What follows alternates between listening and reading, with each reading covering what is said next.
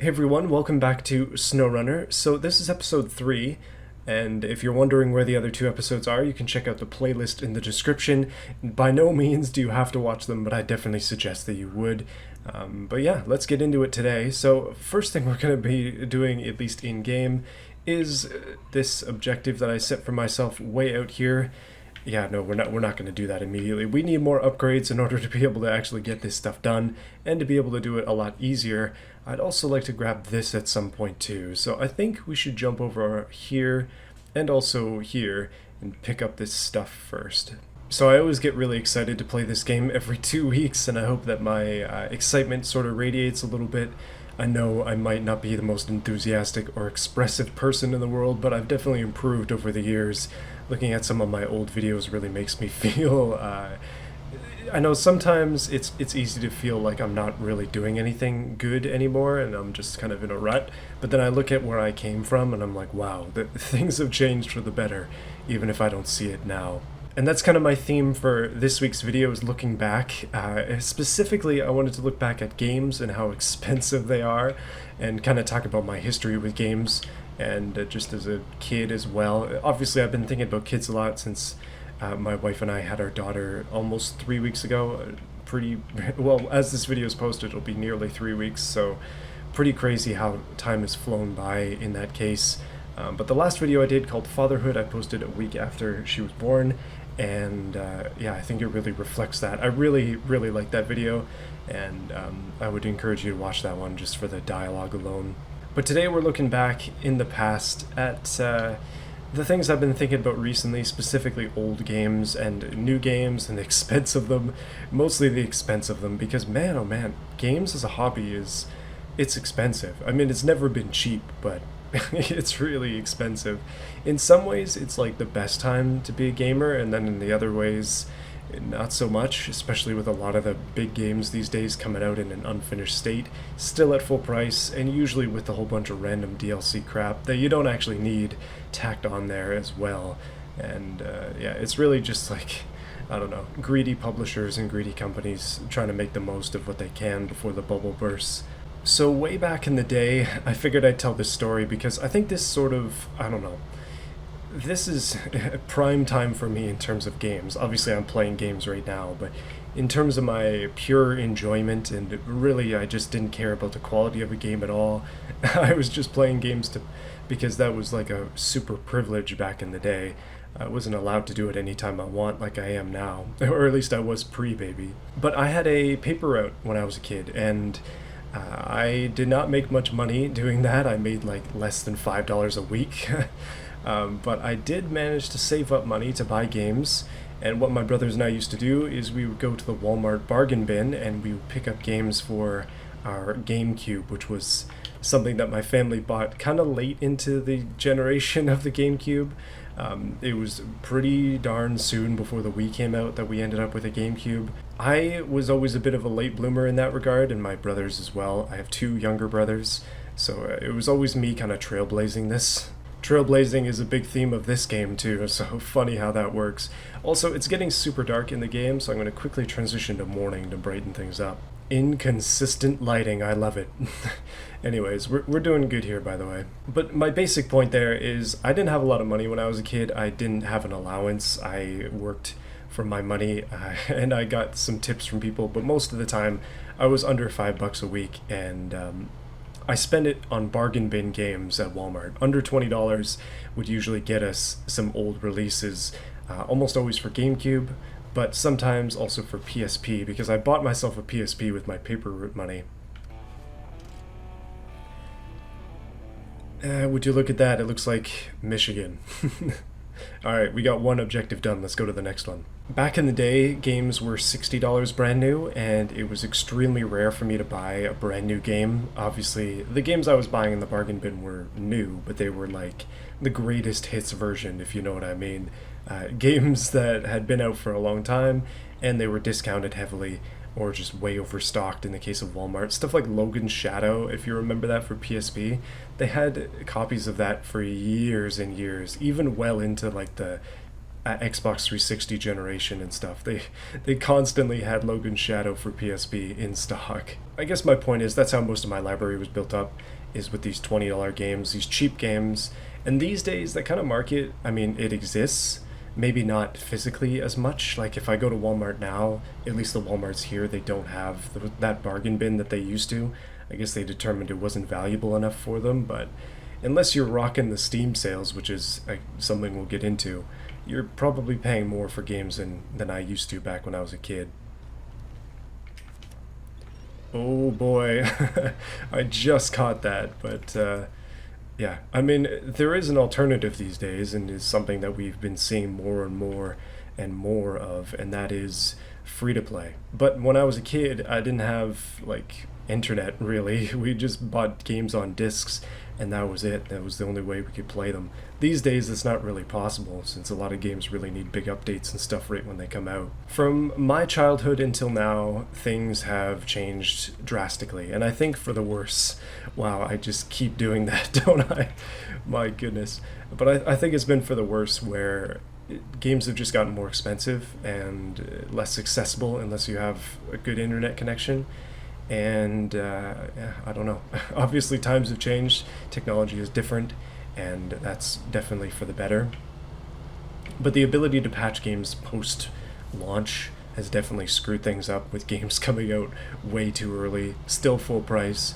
And full price has gone up too, which I find to be crazy. But it's weird in a lot of ways, because I feel like this is just a big push to get more and more into the free-to-play market. I think that's where the kids reside these days. New suspension kit, and it's actually for this truck, which is excellent. So we should probably go put that on. So along with that suspension thing that we got there, we're currently running 31s. We can go up to 38s, so I think I'll probably spend the money on that. Bigger wheels hopefully will help us. I honestly don't know, but yeah, I don't know. I'm gonna pick them based on tread. Perfect. Yes, big boys on the front, big boys on the back, and a huge lift should help us get off-road a lot easier. Like, obviously, as adults, and most of you who watch this channel are adults, so maybe it's hard to put that into some perspective, but I kind of think that kids these days very much reside on those free-to-play games, and especially the mobile ones. Unless they have parents just shelling out big bucks for games, then these kids are just free-to-play or mobile games, or it's basically the junky stuff, not the kind of thing that we really want representing gaming. At least I would think so. Now, there is an alternative to this, and that is buy an old system, play the old games, and that's really what I enjoy doing these days. And Steam is actually a really good resource to play old games and get them cheap. Steam sales, especially old games coming on for like a couple dollars. But then if you're a kid, you don't have a credit card, so how are you going to buy these games unless your mom buys you Steam gift cards for Christmas or whatever it happens to be? You're not going to have any money for this kind of stuff, so I don't know. I mean, that part of things hasn't exactly changed, but if you want the brand new shiny releases, you're really going to be paying out the nose for them. Unless you have Game Pass or some other similar service. Games as a service, in a general sense, is just kind of a very weird idea to me. It kind of almost, it relies on people having no time for anything else except for your game, or maybe just having way too much time to spend on your game, I guess. It's just not very realistic for the average person to be able to play a game as a job, as a games for a service game kind of expects you to. That's why I kind of just don't understand those games a lot of the time, and I don't play them. As you might anticipate. Ooh, look at that fuel trailer. That is a big boy. Okay, let's just grab this mission right here. So I'm up here in the map, just decided to go check this out because I knew there was a mission up here. And now, I still have that trailer that I left there, by the way. We're going to take a little bit of a side thing and just see if it's even remotely possible for me to get around this way to go to the down truck. I just want to grab its objective. Because one time I did this, I pulled the truck out and I was like, yes, I got it, and I missed the objective. I still hadn't like activated the actual quest, which is really stupid of me, but anyways. Let's fix it. Let's get it going here. So yeah, these games as a service games kind of anticipate that you'll spend all of your time on them, but then there are so many of them that it's just kind of unrealistic to assume that you have time to play even one of these games, let alone 5. And I just wonder what publishers and developers are thinking when they make these kind of games. It's like eventually you're gonna run out of people that are like not already addicted to a live service. Live service games are ones like, say, Fortnite, even. Games where the entire business model is basically to keep you buying skins, to keep you playing the game, and to keep you invested in their economy, essentially. Low range helping us out in spades here, boys, and the new mud tires, and the big lift. I'm a huge fan of this stuff. I'm gonna do a huge shortcut here. I don't know if this is actually gonna work or not, but let's try and bulldoze this fence. Yes, easy. No resistance at all. And then hopefully I could just kind of get in here a little bit and grab that quest. We don't have to grab the truck, we just need to grab the quest, please. Yikes, this is actually going to get intense here. Can I even do it? Oh my goodness. You can see the upgraded version versus the non-upgraded version here. The difference is staggering. Oh, dangerous water. I'm so darn close. Come on. There we go. Show task. Accept the task. Track the thing. And now we leave. Alright, let's try something here. Winch to winch. And now, hopefully... Oh no, that's reverse. That's reverse. I can pull this thing all the way out. Come on, just give it a little bit of a boost. I think we got this, actually. This might be possible. It's currently... The other truck there is stuck in two-wheel drive from the looks of things, but I think I can pull it out this way. With a lot of winching points over there, I honestly think this is totally possible. So let's keep it up. But yeah, back to talking about games. I want to talk about SnowRunner and other sort of mid-budget games as well, because I feel like that's really the sweet spot in modern gaming. Like if you pay the $80, which is what it is in Canadian, for the new big games, you're likely not going to get your money's worth out of it. At least from my perspective, I just don't see those games as being a value proposition. They just don't have what it takes to be worth that kind of money. But mid-market games tend to be the sweet spot, I find. Like this game is a mid-market game. It did not come out at full price here, and admittedly I didn't pay for it. I got it for free from the publisher, but I was going to buy it if I didn't get it from them, so it's a bit of a different thing there. Also, would you look at that, I've managed to grab this truck fairly easily. That's honestly not too bad at all. We should probably turn it around. I think it'd make things a little bit easier for me. I'm just going to drive it around this way and just say, nah, who cares about turning it around? If it's broken, it doesn't matter to me at all. We're just going to plow this guy's field for him. Oh wow, this one might have been a really awful idea. Wow, this was an absolutely horrible idea. Oh my goodness. No, don't let me get stuck in the cornfield, of all places. I used to think about value in games as like an hourly proposition. Say like a linear game like the Guardians of the Galaxy game that came out fairly recently. I mean, it's not that recent anymore, but the newer Guardians of the Galaxy game is a linear story-based game, but you do get a decent amount of time out of it for your money. Yeah, I mean, you're not going to get 80 hours of it out of it though. I'm pretty sure that game was full price when it came out, and I mean, that's fine. It's a nice game. It's a good game. I played through it. I don't think it's worth $80. I think it's one of those on sale for half price type of games. But it is a great game. It's just not a full 80 hours for $80 proposition.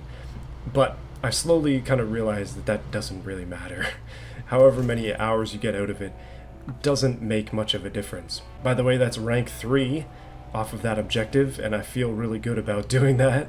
Yikes. I thought that was going to take the rest of the episode. Let's find something else to do. What about this downed highway truck? You think we can grab that for free here? I might actually be able to pull that thing out with the CK if we can get in there nice and easy. I think the hour thing with games is a bit of a weird one.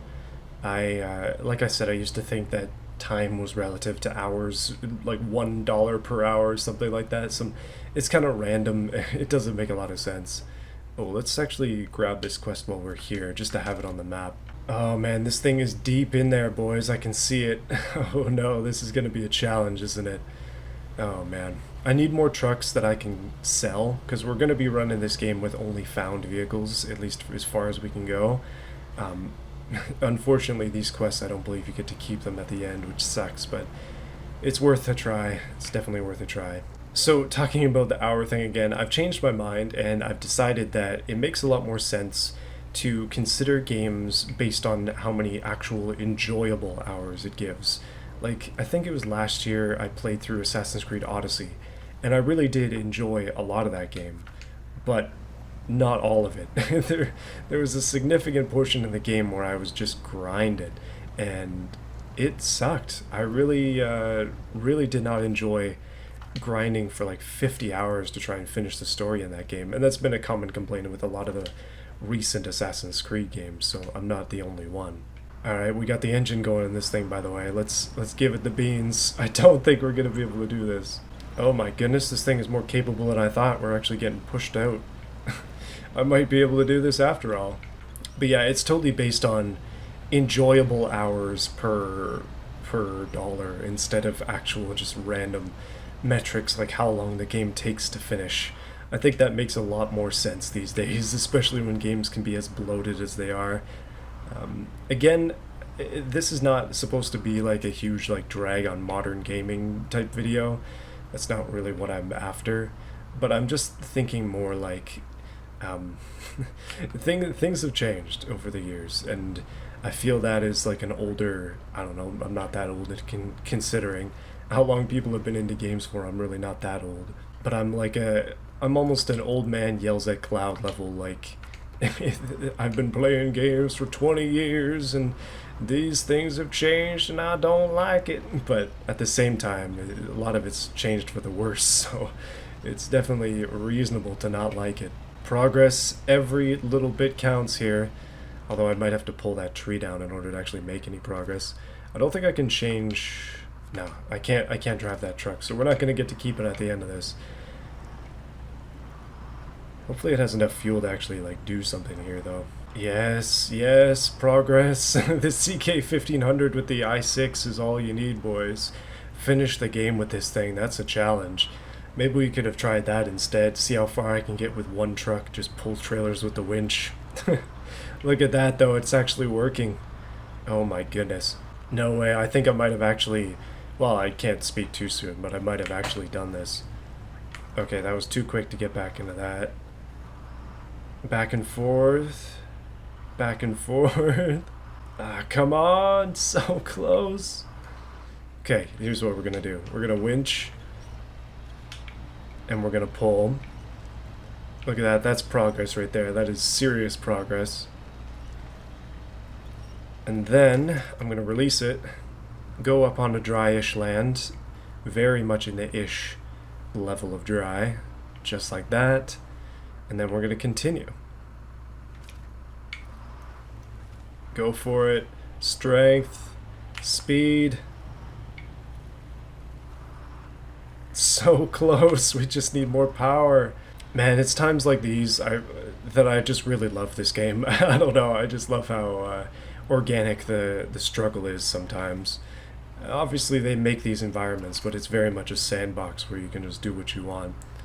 I don't know. This game, one of my favorites of all time. Easy. So as I always do, I figure I should open up the discussion over to your side. I've hit a lot of notes in this video, maybe not made too many solid points, but what do you think about this? Like, what do you think about games these days? Are they too expensive? Do you actually buy brand new games at full price, or do you wait like I do?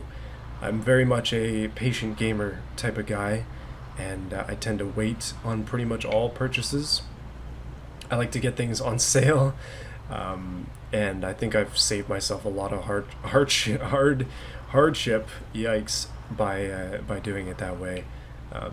But let me know what you think. I think there's something important to discuss in the fact that game developers, like the developers themselves, work really darn hard on these games, and they need to be compensated for it. So for a lot of people, they see that big price tag, they're not worried about it. They're like, yeah, no, I pay this because these people need to get paid well. But I just wonder how much of it actually goes to them. Like, I think it really comes down to publishers. more than the developers themselves. I don't think the developers make a lot of the monetization decisions with these games, or they make them because that's the only way that the game itself is going to get made. If it's a passion project or something, it's like, darn, we're going to have to put in some scummy stuff in order to actually get the publisher to be interested in this. And I feel bad for those types of situations, and I hope that more publishers or more game developers can find freedom from that kind of thing, and more publishers can lay off on the attempting to make as much money as possible. Making money isn't enough. They have to make as much money as humanly possible. Alright, we got to go all the way to the farm with this big rig. Let's do it. Hey, look at that. Another objective complete. I am absolutely knocking them off the list today. This is turning out really good. Much better than I thought, to be fully honest with you. I didn't think that today would be this successful, but it turns out when you play this game a lot, you get good at driving stuff around, and wouldn't you know it, I've managed to do quite a bit there. So seeing as cleaning things up and fixing things seems to be our name of the game here today, we've managed to make a lot of progress in this game, and also a decent amount of progress in sort of a discussion as well. Don't worry, I won't be talking about games every single video, but I don't know. This is a topic that interests me a lot. One of the things I've been thinking about is how freakishly expensive some old games are, and how it's very nice that obviously you can emulate them. Legal or not, you can emulate them and get the best use out of those games, and sometimes play them in the best way that they can be played as well. Like, I really like old games and I like old systems because when I was a kid I missed out on them a lot. Like, I really badly wanted a PlayStation 2. I badly wanted an Xbox when I was a kid, but I never got them. And it's fine, obviously. I don't blame my parents for not spending money that needed to go to our food to go to games and consoles and stuff. But now that I have a chance to buy them, I just buy them for myself, for my own enjoyment, and for my own collection as well. I have a fairly extensive game collection and console collection as well. Sometimes I'm really shocked at how expensive some of the old games are, sometimes for nostalgia reasons, sometimes for rarity reasons, sometimes just because people want to charge way too much money for them, sometimes it's not justified. But as an example, Pokemon games, older Pokemon games, especially like GBA versions, it honestly makes more sense to just buy a knockoff one because an actual cartridge is over $200 Canadian, which is crazy. You have to get extremely lucky to be able to find one at a yard sale from somebody who doesn't know how much they're going for on eBay, because everybody else thinks they can get eBay money for a game that sold millions of copies, and everybody seems to be hanging on to them, so they're actually making their money on those, which is just crazy in my mind. Absolutely nuts. Like, those games are good, but they're not worth $200, if you know what I mean. I don't know. I have a hard time justifying spending that kind of money on them. And I have a hard time looking at price charting and stuff and seeing how expensive some of the games that I have are. Like, I have Pokemon Heart Gold. It's like over $300 if I wanted to sell it, which is a ridiculous amount of money for that game. Great game, but that's bananas. Obviously, there are a lot of resellers. They're trying to make money, and then over time the price just goes up and up and up, and price hikes basically. Whoops, I meant to do this. Yeah, I crashed my truck a little bit. It's a little bit damaged after all the work we've done today. But yeah, I don't know. Some older games I can definitely see being justified in their expense. Things that are extremely rare or hard to come by, obviously expensive, but common games, I don't know. Just seems like a ripoff. I'm just trying to grab all of these objectives while we can, and then they'll get added to the list, and then we can do them. Because next week we're gonna try to but we're gonna try and do all of these little side objectives, try and clean up the map. That's essentially my goal for this entire series. Is just I want to clean up this map. Ooh, and there's one over here as well. A stuck trailer. That sounds like something I can do, buddy. Sign me up for that, as long as it's not in the middle of the lake. Oh wait, it might actually be. Oh my goodness, this is majestic. Well, let's end things off here as I try to crawl my way over to this tower. We're so darn close. Man, this is a beautiful game. Beautiful map as well. Michigan in fiction, at least, is extremely beautiful. And I'm sure it is in real life, too. It's darn close to Canada as well, so we share a lot of the same what's foliage. That's probably not the best word for it. Landscapes is more what I'm thinking of. The way that the land moves and the rocks and things are very similar. But up we go, another watchtower. Let's end things off here. So majestic. Boys, I would canoe the heck out of this lake. What do you think? That sounds like a really fun thing to me. But we got a lot more stuff uncovered on the map. We got a lot more things that we can do, including clearing this rock slide. There appears to be a Scout 800 over here for pickup. We should grab that thing while we can. The trailer is stuck over here. Man, there's a lot of... Oh, there's also this fuel depot from the looks of things that we can go to. So many more things to do in this game. Lots of fun stuff. And I'm excited to do all of it with you. So join me next time as we talk about something else, but as we continue on in search of more things to dig out of the ground in this game. That's pretty much exactly what I've been doing so far. And also cleaning up the environment, I guess. You really don't want vehicles hanging around too much. Oil and stuff gets everywhere and not good for the ground. And then, I mean, if anybody wants to build on top of it, you have to go through soil remediation and stuff. It's a headache. Clean up your oil. By the way, I should mention I opened up a Patreon. I wanted to mention this at the beginning of the video, but I forgot. Yeah, this entire series is supported by my patrons and my join button members, and the reason for that is, like, I don't make any money on these videos. I am spending my time to do this because it's fun and because I like making them, and I really like the comments and feedback that you guys give. This series has been very well regarded, so I'm very pleased about that. But yeah, thank you for watching. Hopefully you've enjoyed it, and if you want to support me, then that's the best place to do so. Or actually, we've been tracking this one, aren't we? Or you can support me via the join button or just watching more of my videos. I would appreciate it a lot.